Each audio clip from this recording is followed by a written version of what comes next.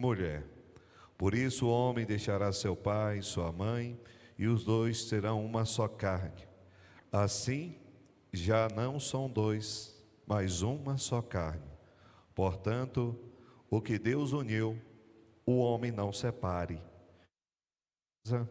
Os discípulos fizeram novamente perguntas sobre o mesmo assunto.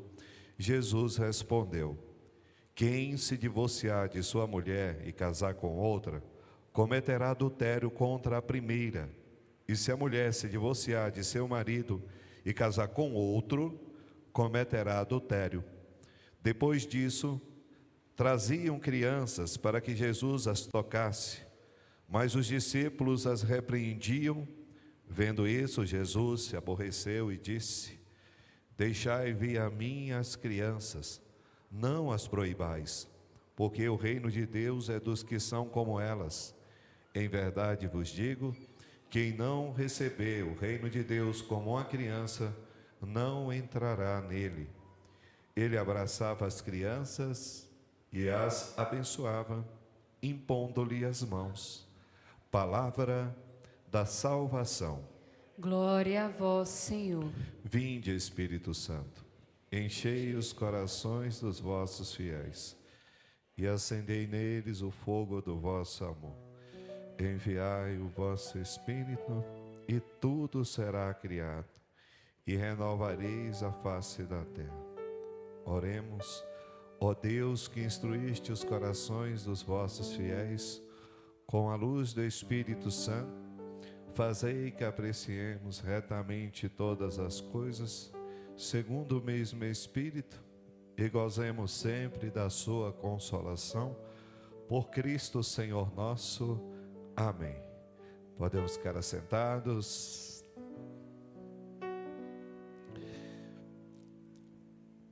Hoje, por graça de Deus e providência, no primeiro domingo desse mês de outubro, nós em nossa paróquia temos a graça de poder celebrar a missa para as famílias.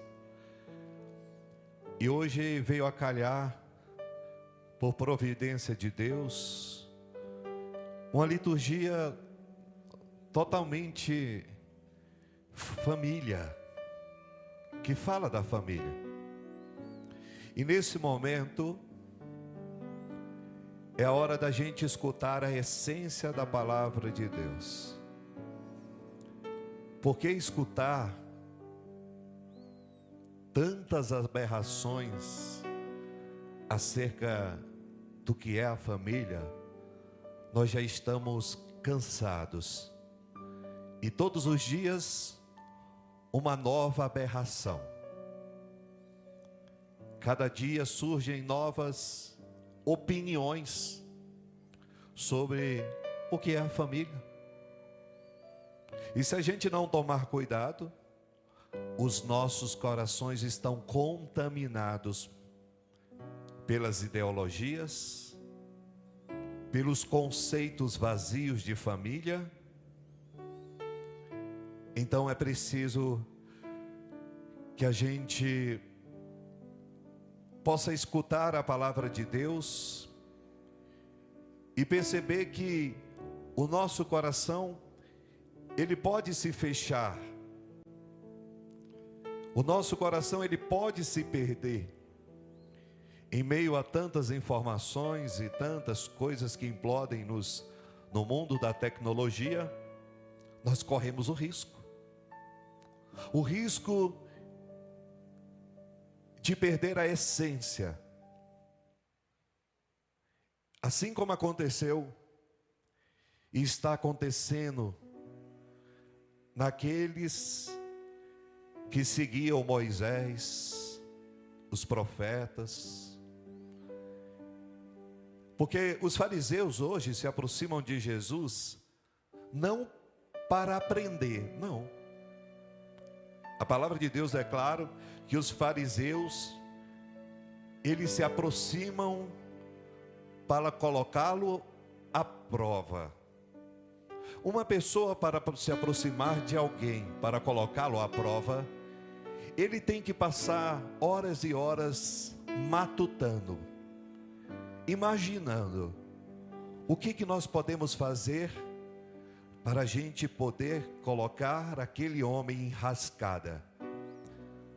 Vocês perceberam que os filhos das trevas são astutos, calculistas, e eles vão com uma pergunta cheia de veneno, construída para poder colocar Jesus à prova. E olha que eles são conhecedores das leis, dos mandamentos, e se apegam também àqueles mandamentos que lhe agradam. É o risco da nossa vida também. É a gente sempre se adequar aos mandamentos que me agradam, que me apetecem. E aqui entra também o perigo da gente querer aquelas amizades que falam o que a gente quer escutar. A gente quer aquela amizade que quer concordar com os meus argumentos. E isso é muito perigoso. E os fariseus, eles fazem uma pergunta em vista de um documento que Moisés já tinha dado a eles, uma certidão de divórcio. Ou seja, para o fariseu o divórcio é permitido. Por quê? Porque Moisés disse que se um homem quiser divorciar de sua mulher, basta fazer uma certidão de divórcio e despedi-la. Primeiro ponto que Jesus quebra aqui: por que há uma certidão para o homem despedir a esposa e não há uma certidão para a mulher despedir o esposo? Porque está claro que há uma diferença entre o homem e a mulher. Aqui Jesus, ele começa a quebrar o distanciamento da verdadeira figura da mulher e da verdadeira figura do homem. Quando eles fazem essa pergunta para Jesus, Jesus, ele responde com uma outra pergunta. E ele vai perguntar aos fariseus: o que Moisés vos ordenou? E eles responderam justamente aquilo do qual o padre já disse. Moisés permitiu escrever uma certidão de divórcio e despedi-la. Aí Jesus entra no ponto central: a gente desmascarar. E ele desmascara justamente trazendo a verdade do princípio. Jesus então disse: sabe por que ele deu a certidão de divórcio? Foi por causa da dureza do vosso coração. Vocês perceberam como a dureza do coração do homem é perigosa? Como a dureza do coração do homem pode levar o mesmo a querer fugir da verdade. Só que Jesus não para por aí.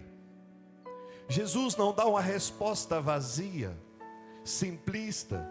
Jesus poderia parar aqui e dizer que de fato a certidão de divórcio foi permitido por causa da dureza do vosso coração, é porque vocês são maus, são porque vocês só querem fazer aquilo que vos agrada, é porque vocês não querem pagar o preço pela realidade daquilo do qual foi constituído o matrimônio.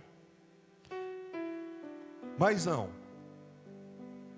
Jesus, ele vai dizer a verdade. Ele vai dizer, em resposta a essa pergunta, no entanto, desde o começo da criação. Aonde que Jesus vai? Ele vai ao princípio. Desde o momento da criação, Deus fez homem e mulher. Aqui já vai quebrando o argumento. Ué, por que só o homem que tem direito à certidão de divórcio? Deus, ele começa a mostrar a riqueza do casamento para poder mostrar o zelo de ambos, o homem e mulher. Homem e mulher os criou. E que se tudo aquilo que Deus faz é bom, uma das coisas que Deus criou, no princípio de tudo, foi o homem e a mulher.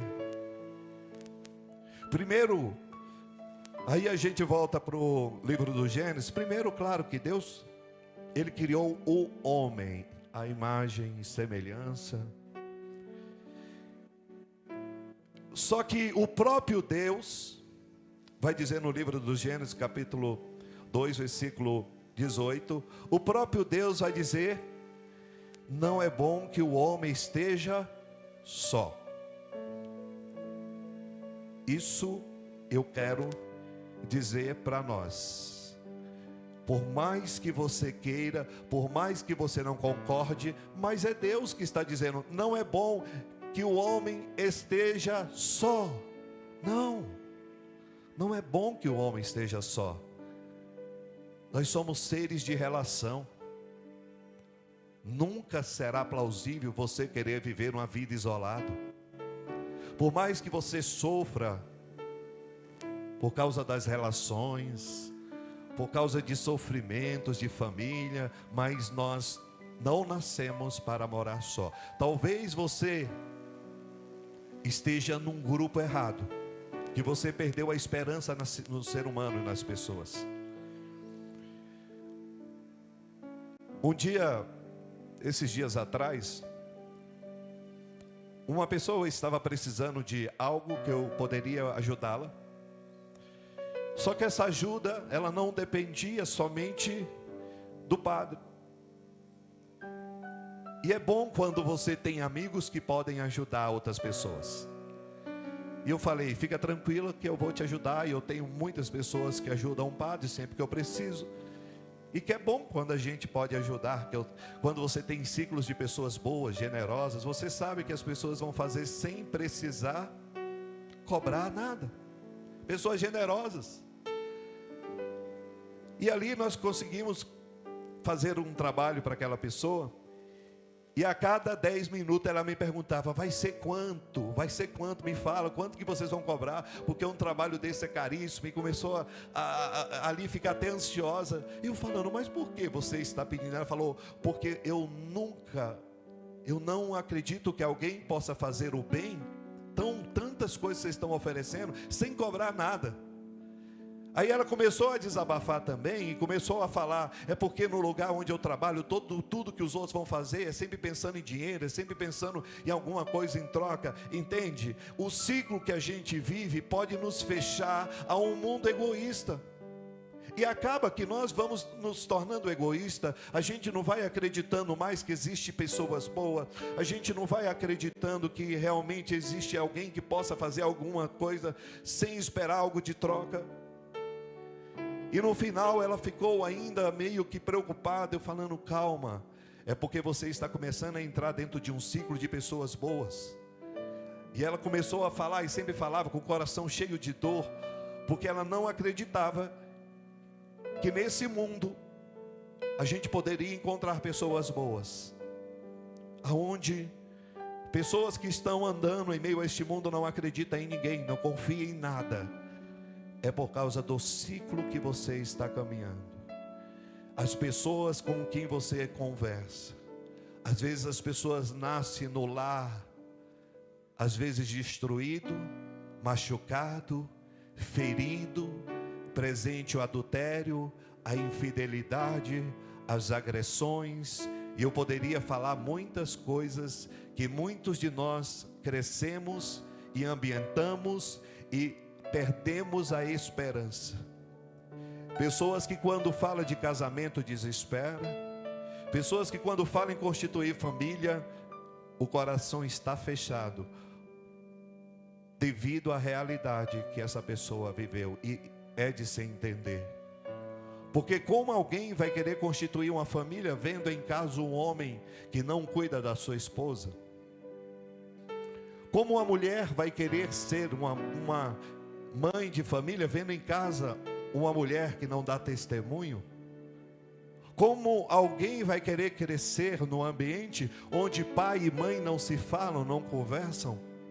Porque o universo da criança, dos filhos, é o universo que ela vive e só existe aquele universo da família.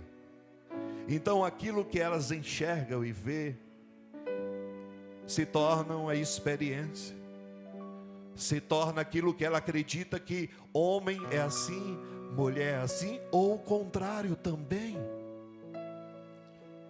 Ou o contrário também, como eu também já disse em uma das homilias, que um dia eu estava na casa e um dia aleatório, o pai daquela família chegou com um buquê de rosas, chocolates, e começou a dar para a esposa, dar o chocolate para as filhas, no dia aleatório.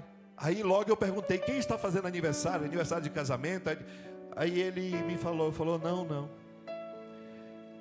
Sempre um dia da semana, quando eu estou na rua, eu lembro da minha esposa, eu lembro das minhas filhas. E quando a gente presenteia alguém sem motivo, se torna mais profundo. Então a esposa e as filhas sempre ficam esperando o pai trazer algum presente, algum mimo, alguma coisa que faça eles em casa lembrar, o papai lembrou de mim, consciente, mamãe lembrou de mim. Há exemplos bons e há exemplos maus. Há exemplos a serem seguidos e há exemplos a não serem seguidos. O padre acabou de dar exemplos bons e exemplos maus. Os fariseus acreditam no divórcio, são a favor do divórcio. O mundo que nós estamos vivendo é a favor do divórcio.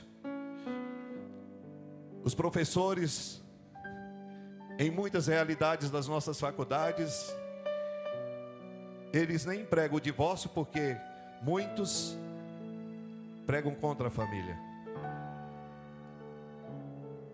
E se na época em que nós estamos vivendo, de fato nós estamos tendo que lidar com esta palavra tão presente no meio das nossas famílias, Jesus, ele ergue a voz e diz: talvez o Estado tenha dito para nós, divórcie, separe. Só que Jesus, ele vai dizer que no princípio não era assim. No princípio o homem que estava só, Deus deu a ele um auxiliar semelhante. Essa palavra semelhante é tão bonita, porque semelhante é muito diferente de igual. Deus nunca te disse que te daria alguém igual a você, porque não existe. Porque não existe ninguém igual a ninguém. Mas existem pessoas semelhantes. Aí a gente vê todo o cuidado de Deus, como ele deu vida à mulher.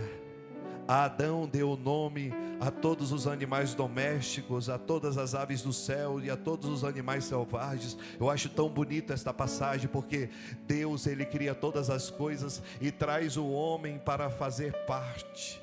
Gente, aprenda isso aqui. Se isso aqui entrar no coração de vocês, a família de vocês vão se tornar cada vez mais um refúgio de coisas maravilhosas. Gente, traga os seus filhos, a sua família, para participar de tudo da sua vida. Deus, ele fez o universo tudo e chamou o homem para participar. Ao homem deu autoridade para dar nome a todas as coisas.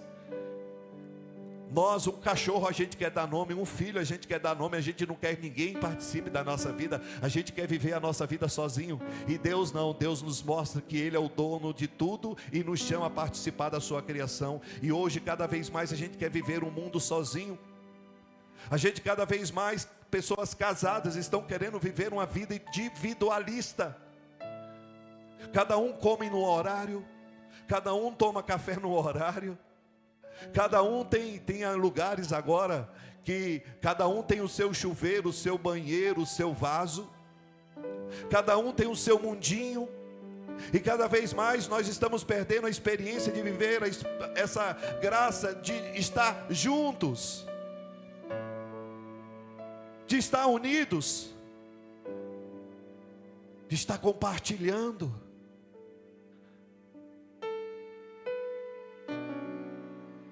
Jesus, Ele não suporta divisão. O demônio vem para matar, roubar e destruir. Deus constituiu uma família para estarmos juntos em tudo, para a gente viver a experiência da partilha. No início é tudo a mil maravilhas, come até no mesmo prato, senta a uma cadeira. O homem esconde a cadeira para ter uma cadeira, para dizer: amor, senta aqui no meu colo, não tem nada não. Não, mas eu não vou te atrapalhar. Que isso, atrapalha nada. Você nunca me atrapalha. Não, mas você está com pressa. Não, o que me interessa está aqui.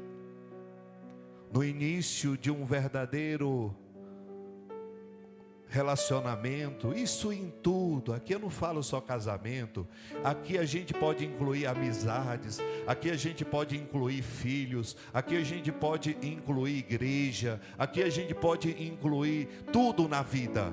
O que o padre está falando é em tudo na vida, porque há aquelas pessoas que namoram da igreja, que começam o amor por Deus, que começa uma paixão pelo Senhor, é tocado por Deus. Deus fez um milagre na vida, e a pessoa se apaixona, reza, clama, vai para a missa todo dia, reza o rosário, disposição, eis-me aqui.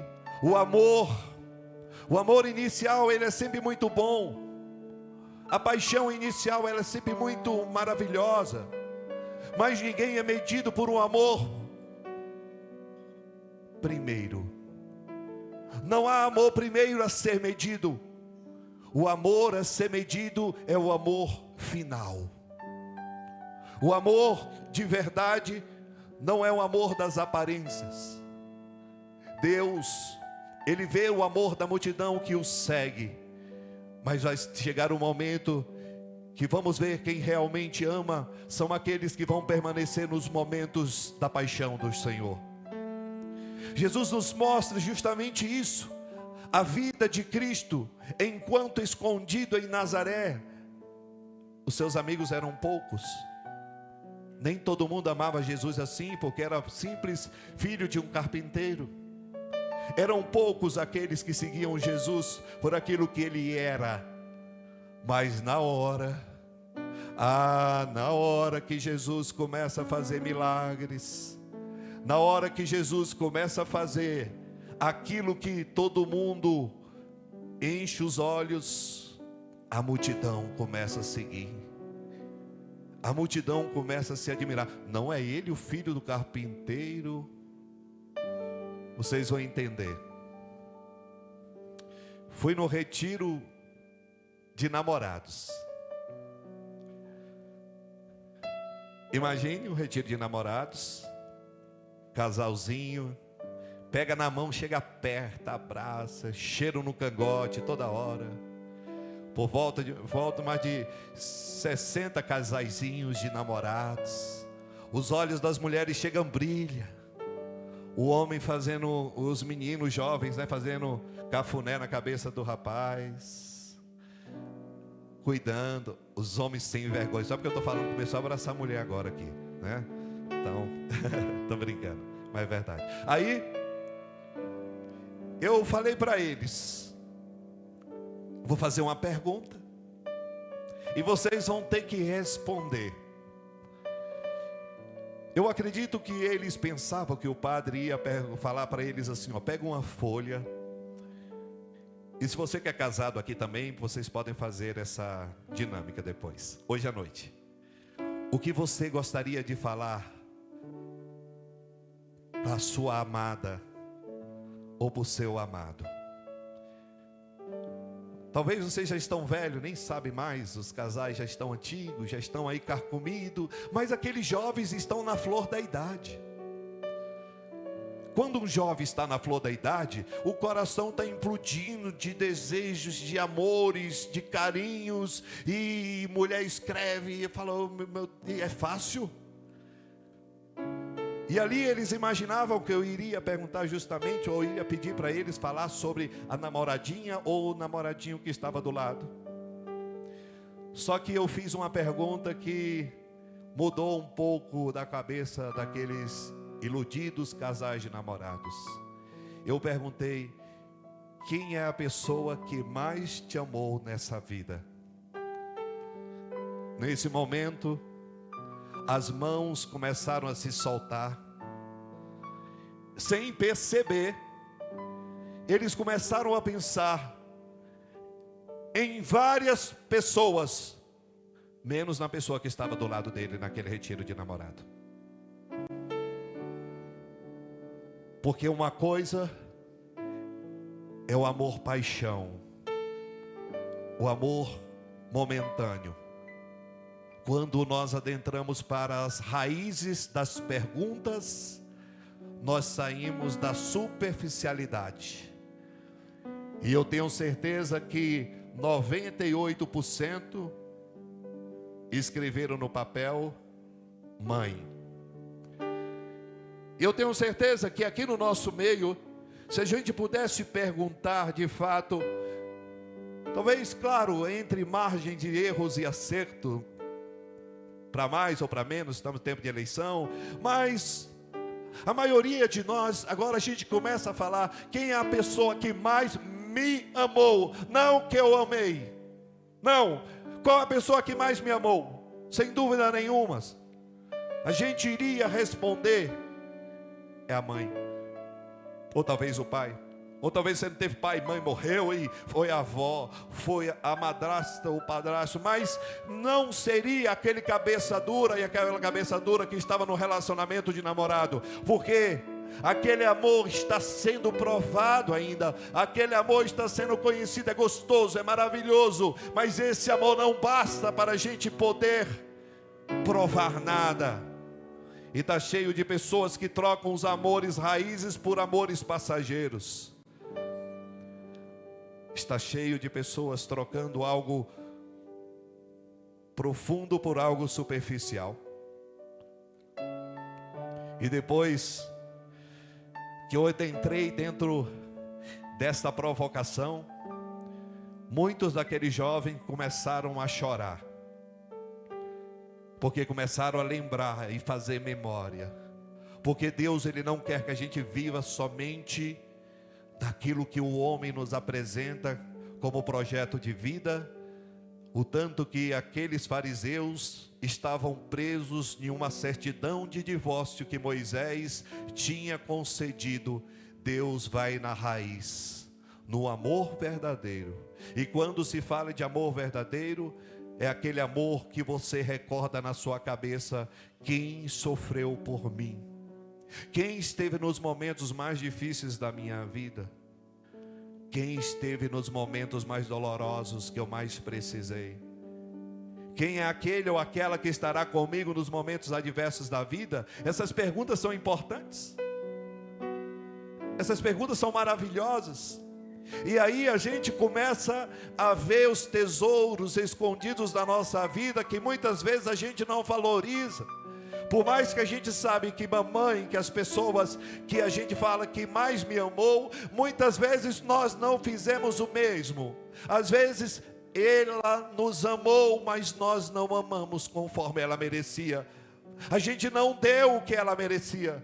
A gente não fez o que ela precisava. Ela nos amou, mas ela nos amou porque justamente o amor, ele não espera recompensa. Apesar da gente maltratar a mamãe, papai, apesar da gente maltratar aquela pessoa que está na nossa cabeça, da gente destratar, de muitas vezes a gente até querer desfazer, a gente até querer reclamar, a gente até achar que nós estamos cansados, como uma pessoa me procurou esses dias e falou: padre, eu estou tão cansada, e faz aquele drama, cansada, bagunça o cabelo, cansada, cara de drama, estou cansado, o que foi? Miséria.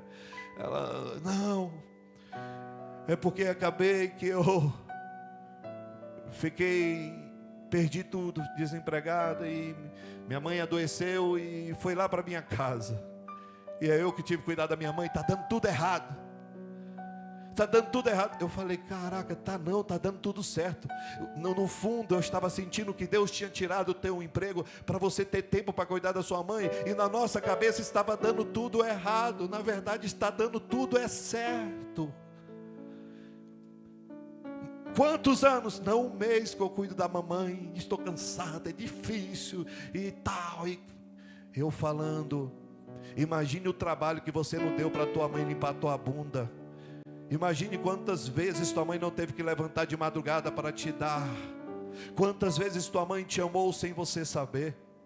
Na hora que eu comecei a falar daquilo que a mãe dela tinha feito, ela começou a chorar, ela começou a se sentir envergonhada, ela começou a ficar triste. Ela falou, padre, como eu estou envergonhado, como eu estou triste, como eu sou egoísta, como eu sou isso. Eu falei, não é isso. O que você fez é um gesto e você está sofrendo. É só para você medir o quanto que mamãe, o quanto que aquela que te amava sofreu por amor a você. Entende? Nós começamos a ver que o outro fez alguma coisa por nós quando a gente passa um pouco que a gente passa, a gente começa, meu Deus, como eu estou sofrendo. Aí você começa a perceber que o sofrimento não é algo bom, que alguém um dia sofreu por amor a nós. E aqui eu estou no campo da realidade humana, eu ainda estou no campo da realidade materna e paterna. Se a gente consegue parar um pouco e vamos voltar para casa refletindo e falando, meu Deus, quantas pessoas sofreram, se entregaram, se sacrificaram, e posso dizer, morreu por amor à minha vida. E eu, muitas vezes vivendo essa vida tão egoísta. Só que agora eu vou para o nível mais alto.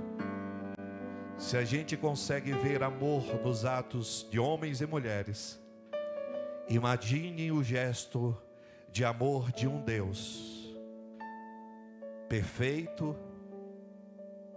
sem pecado, sem razão nenhuma de pisar nessa terra. Deus troca reinos para habitar na nossa família. Um Deus que entrega o seu Filho, não para julgar, para condenar, não. Deus envia o seu Filho para que todos aqueles que nele crê não pereça, mas tenha a vida eterna. Para que todos aqueles que crê não divorciem, para que todos aqueles que nele creem não pequem, para que todos aqueles que nele creem não desanime, não desista e não pare. E para que isso possa acontecer, Jesus dá a última cartada deste 27º domingo do tempo comum, para que a gente possa de fato ir ao reino de Deus. Ele vai dizer para você, faça faculdade, venda seu carro, faça um monte de penitência. Não. Jesus dá uma dica. Para entrar no reino de Deus, nós temos que ser como criança. Nós precisamos ser como os pequeninos que estão querendo se aproximar de Jesus. E os discípulos, sai daqui menino, sai daqui, para, fica quieto. Aí Jesus, o que ele fala? Deixai, pois, vir a mim as crianças. Deixai, pois, vir a mim. E Jesus as abraça. Jesus dá o cheiro. Jesus impõe as mãos, diz a palavra de Deus, e as abençoa. Os filhos em vossas casas é o sinal de Deus, que deseja que sejamos como elas. Que a gente durma Porque o pai cuida dos seus amados até enquanto ele dorme. Sabe por quê? Deus deu o sono a Adão para poder fazer o milagre da constituição da mulher através da sua costela. Porque quando a gente está dormindo, a gente atrapalha menos. Quando a gente dorme, Deus faz muito mais por nós. Porque quando nós estamos acordados, nós atrapalhamos demais Deus. Por isso que às vezes Deus, Ele torce para você dormir, para Ele poder fazer alguma coisa em teu favor. Então quando você deita, Deus faz. Enquanto Adão estava dormindo, Deus tirou da costela e fez uma das coisas mais belas, que é a mulher. O tanto que Adão dorme depressivo e acorda e vê a sua depressão estava curada, quando ele vê uma mulher do seu lado, ossos dos meus ossos. Vocês podem brigar, vocês podem discutir, às vezes na família a gente briga, discute, mas quando estamos afastados, o desejo é de ver aquela pessoa que nós amamos. Vocês podem até viver uma vida às vezes difícil de relacionamento, mas até mesmo quando aquela pessoa que a gente briga, a gente quer ver, a gente quer estar perto, a gente quer abraçar, a gente é difícil, a gente é semelhante, mas nós nos amamos. Há um amor no coração de todos nós que aqui estamos e que precisamos tirar do coração o que é bom, não o mal. Chega de tirar do teu coração aquilo que não presta. No início tiramos as palavras mais belas, os presentes mais bonitos, e passa o tempo, nós começamos a esquecer de que nós somos um dom na vida do outro, e o outro vai se tornando um peso, e eu vou me tornando um peso por causa do cansaço, e é aí que o amor vai sendo provado. É quando eu estou cansado, eu venço o meu cansaço. Não é desistir, não é jogar para lá, não é divorciar, não é fazer o que o mundo prega, não, porque a pessoa que está do teu lado não é descartável, nem o homem e nem a mulher. O tanto que Jesus vai falar para os dois, para o homem e para a mulher. Não é bom que o homem esteja só, não é bom que a mulher esteja só. E se vocês estiverem passando por crise, existe um Deus no qual vocês consagraram o casamento de vocês, existe um Deus no qual vocês confiaram a família de vocês, e é nele que vocês precisam procurar ajuda. É nele, não em fantasias, não em falsas alegrias, não em passeios, não em tantas outras coisas que a gente acha que vai melhorar o casamento. Tudo isso é importante, mas a gente não pode esquecer aonde foi fundamentado o casamento. Foi diante de Deus. Homem e mulher os criou, eu vos constituí homem e mulher. É Deus, fez uma aliança com Ele. Então não se esqueça que a nossa aliança é com alguém muito fiel, que nunca vai nos deixar e nunca vai nos abandonar. Eu sei que no meio de muitos de vocês há situações pesadas. Sabemos, e Jesus sabe bem disso. Há pessoas que tiveram de separar por situações até de agressões, de risco de vidas. Existem situações e situações, mas o fato da tua situação ou da situação de alguém que passou por alguma dificuldade, nós não podemos excluir a beleza do casamento, a beleza daquilo do qual Deus desde o princípio criou o homem e a mulher, em imagem e semelhança de Deus. Que nós possamos ser como crianças. Encerro. Vocês tudo tem cara de pobre, maioria. Tem, vocês tudo já brincou em barro. Olhe para a cara de vocês, já fizeram boneca de pano, jogaram bola na lama, comeram terra, comeram jamelão nas ruas, enchia a mão de jamelão, corria atrás de fruta. Ou é mentira? A maioria de vocês não tinha nem aonde dormir.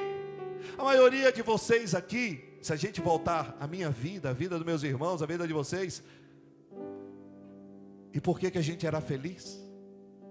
Por que a gente brincava sem ter nada? Por que a gente inventava o brincar? Sabe por quê? Porque a gente tinha pureza de criança, porque a gente tinha alegria de viver em comunicação com o outro, porque a gente não se deixava se aterrorizar pelas coisas externas. É porque a gente aproveitava o mais belo que a gente pode aproveitar na vida, que é a pessoa que está do nosso lado. E agora estão todo mundo constituído com família, e a vida está difícil. Vão criar vergonha na cara de vocês. E aproveite o parque de diversão que existe na tua casa. Transforma a tua casa no lugar de alegria. Papai e mamãe, transforma a tua casa no lugar de diversão. Transforma no lugar de as crianças falam assim: pai, mãe, aonde nós vamos hoje? Ou pai e mãe, filhos, aonde nós vamos hoje? Os filhos vão falar: eu não quero ir para lugar nenhum, porque a minha casa é o melhor lugar. É isso que a gente precisa identificar na nossa vida. O melhor lugar que você tem de estar é na tua casa. A minha casa precisa ser um lugar onde eu preciso transformá-la no lugar onde eu quero viver, ficar, permanecer. É isso que a gente tem que pedir, essa graça.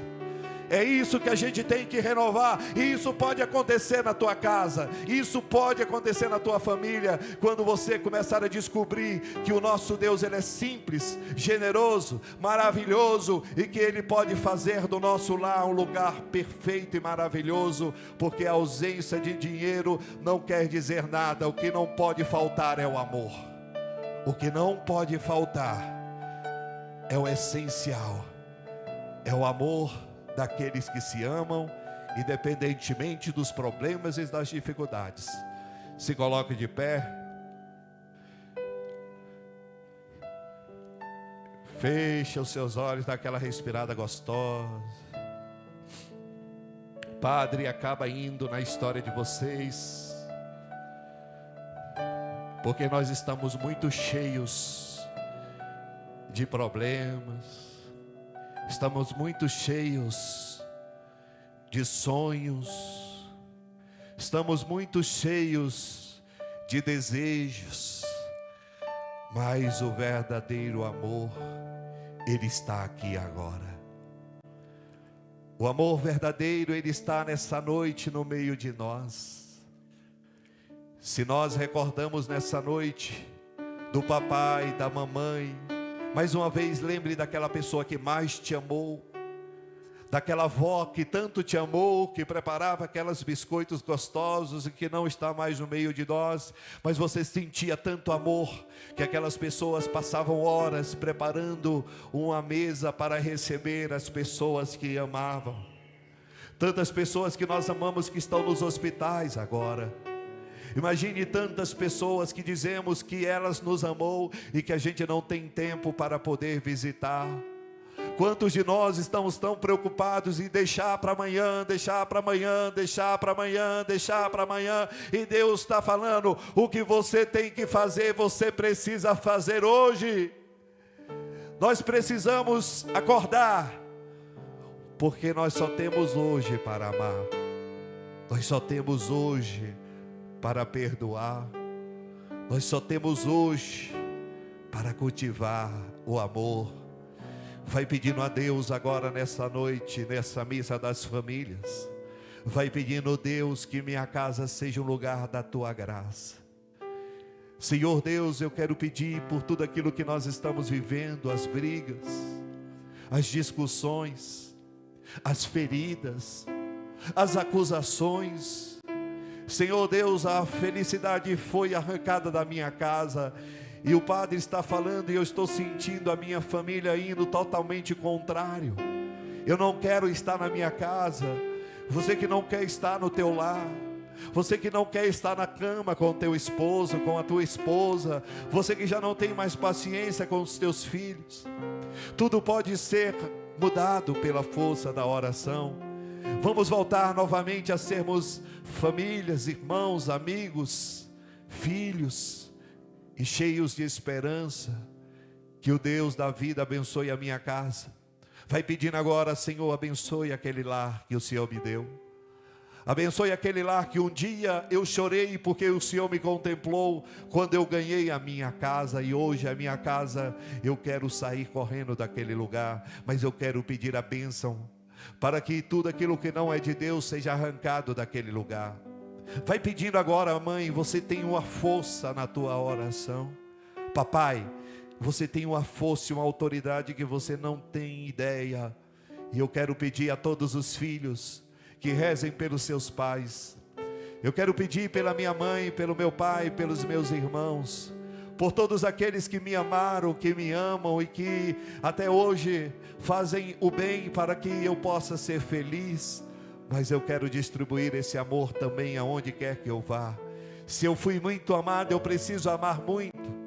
Eu preciso distribuir esse amor que um dia foi derramado no meu coração. E se você não teve isso na sua vida, peça a Deus, derrame sobre o meu coração o amor que eu preciso.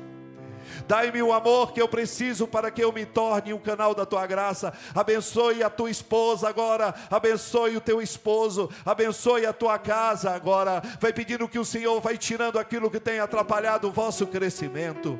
Vai pedindo que Deus tire do meio de vocês todas os percalços, todas as tentações, todo o espírito de divisão e de adultério. Em nome de Jesus. A traição é uma ferida que marca, que machuca, mas que precisa ser passada agora, que precisa ser sepultado. Se você ainda não perdoou a pessoa que um dia machucou você por causa de uma traição, Deus está te libertando agora dessa doença que te machucou, desses ciúmes. Pelo poder do nome santo de Deus Pai, nós possamos viver uma vida em harmonia nessa terra, para um dia contemplarmos o coração sagrado de Jesus.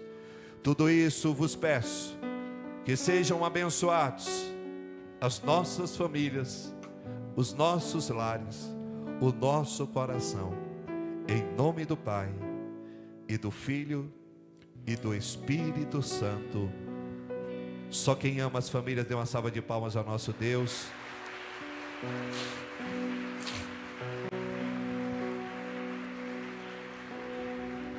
E vamos com fé professar juntos: creio